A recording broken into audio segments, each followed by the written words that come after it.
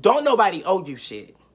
So, you know, it's just so fucking irritating to me how people sit on YouTube and they try to give this whole fabricated hour-long fucking story about being depressed and you're this and you're that. And it's just like, girl, shut the fuck up.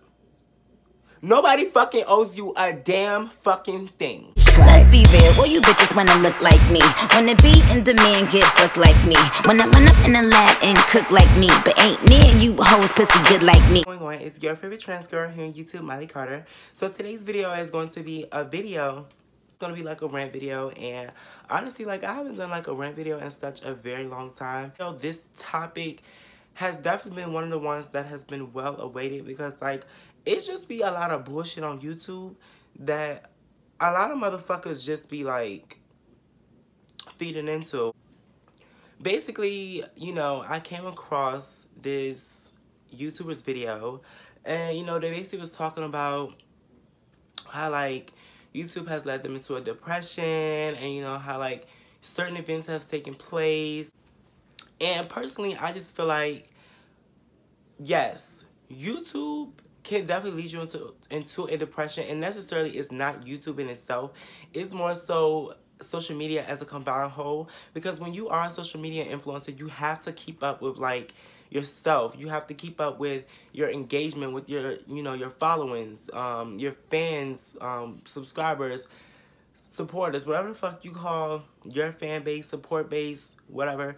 You have to keep up with that. You have to keep up with being stable enough to keep up with that engagement. Like, your engagement has to be fucking stable, because once you stop doing a certain thing, your relevancy starts to go down. You start to be a irrelevant ass bitch, and that's just the real shade about it. Like, you have to stay relevant. When it comes to Instagram, if you're an Instagrammer, you have to stay relevant. If you are a YouTuber, you have to stay relevant. If you are trying to be an upcoming influencer or creator, you have to stay relevant. Like, relevance is fucking key. I do agree with that. You know, I totally do agree. But what I cannot agree with is blaming, you know, YouTube for your own fucking downfall. You know, like I always said, I will always be the same person that I am. You know, I will on and off motherfucking camera. A lot of people come on here and do fraudulent ass shit. You know, the fans, the supporters, what the fuck ever you want to fucking call it, they eat that shit up. You know, y'all eat that shit up for the moment. People gravitate and jump on waves on YouTube for the moment. And personally, I just feel like, you know, if that's what floats your boat, cool. Like, when the whole story time thing came about, I been was doing story times. Was doing story times before story times even became like a big, huge thing. You know, I was doing story times when I didn't even know like a story time was what the fuck it was. You know, but that's neither here nor there. But I think, you know, with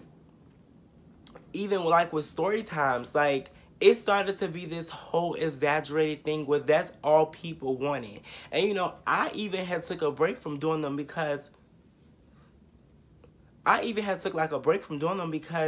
I didn't want my subscribers thinking that that was the only thing that I was doing, or that was the only thing that I was motherfucking capable of. Because at the end of the day, when I first started YouTube, I started doing YouTube from giving advice to people. I was giving advice to, you know, certain situations that happen, or, you know, talking about my own personal situations and giving you advice, you know, through those. You know, so I never wanted nobody to feel like story times was the only motherfucking thing that I did.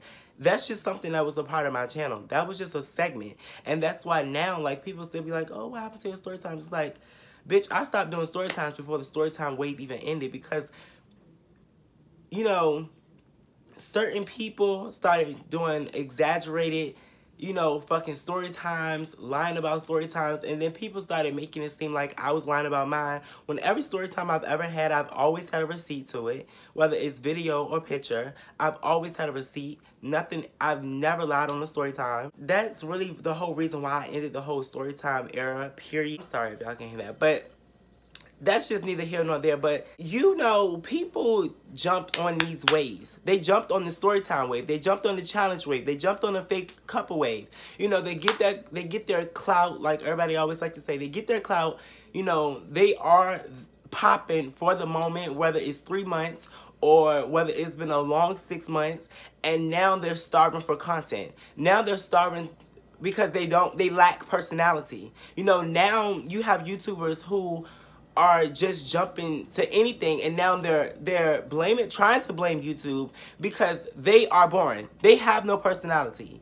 You know, and it's so funny to me how a lot of motherfuckers, actually the same motherfucking people who try to drag me and talk down on me because of how slow and steady my channel was growing, is the same motherfuckers with the same exact amount of motherfucking subscribers or less with the same amount of views as I'm getting.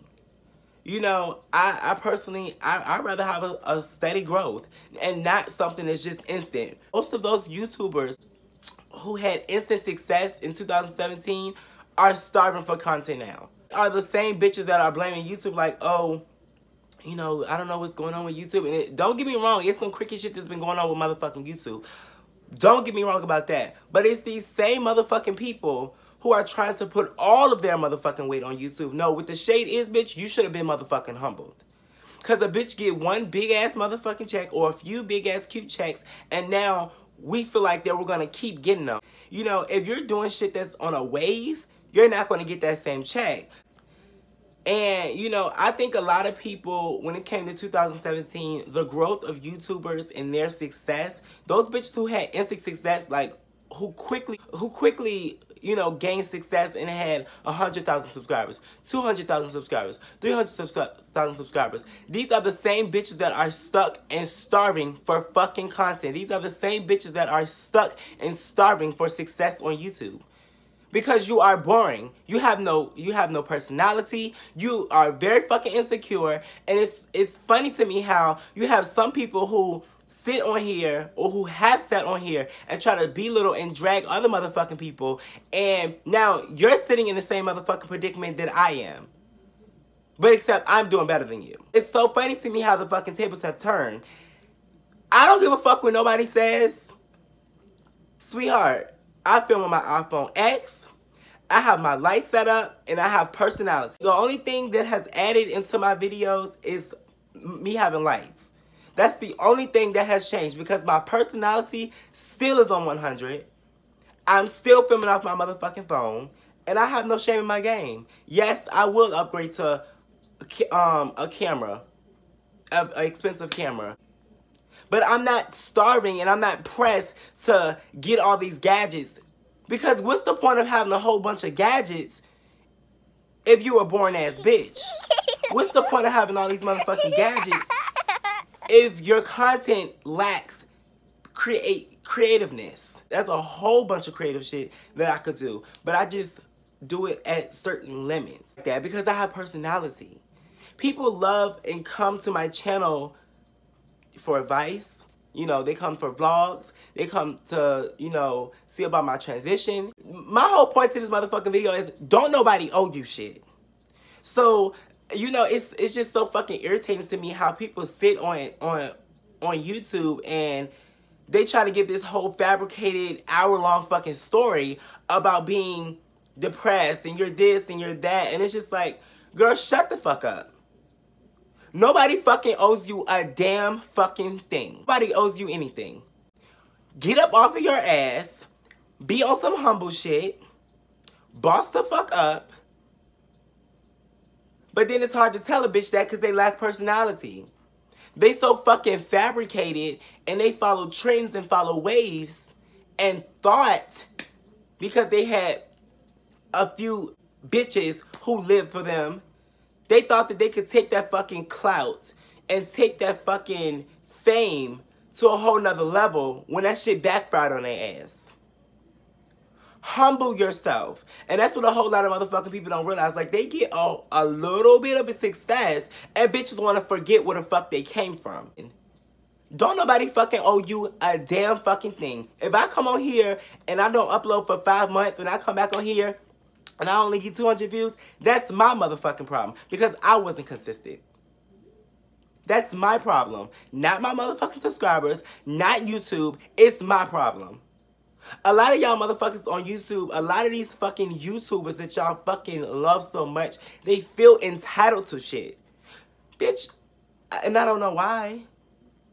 I don't know why. Anyway, I thank you guys for watching this video. Tell me what you guys think about this motherfucking video. And I know this video is going to piss a lot of people off, or piss some people off, or piss one person off. I don't give a fuck, because it's the motherfucking reality of it. I love you guys so very much. And as always, don't forget to follow me on all social media at Miley Carter. Bye.